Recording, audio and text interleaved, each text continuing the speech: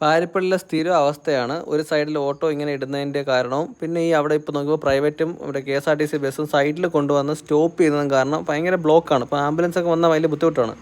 പിന്നെ വേറെ കാര്യം എന്ന് വെച്ചാൽ ഈ ആട്ടോ ഇങ്ങനെ സൈഡിൽ ഒരേ പാരലായിട്ട് ഇടുന്ന കാരണം ഇതിൻ്റെ തൊട്ട് ബാക്കിലുള്ള കടകൾക്കൊന്നും വലിയ ബിസിനസ് ഇല്ല. ഇപ്പോൾ എൻ്റെ ഉദാഹരണത്തിന് പറഞ്ഞാൽ ഈ നിൽക്കുന്ന ഷാവമി കടയിൽ നിന്ന് എൻ്റെ ചാർജിങ് കേബിളിൽ ചെറിയൊരു കംപ്ലയിൻ്റ് ഉണ്ട്.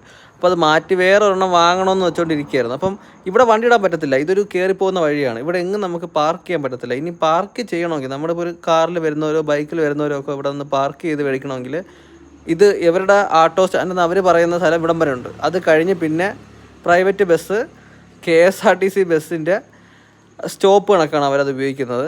അത് കഴിഞ്ഞിട്ട് ഇപ്പം നിങ്ങൾ കണ്ടാൽ മനസ്സിലാവും ഇവിടെയാണ് കാറ് ഫുള്ള് ഇടുന്നത്. കാറുകാരും ബൈക്കുകാരും നോക്കിയാൽ മതി, രണ്ട് ഭാഗത്തും കാറും ബൈക്കും കാണാം.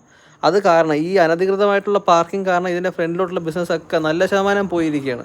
നമുക്ക് ബുദ്ധിമുട്ടാണ് ആൾക്ക് അവിടെ വരാൻ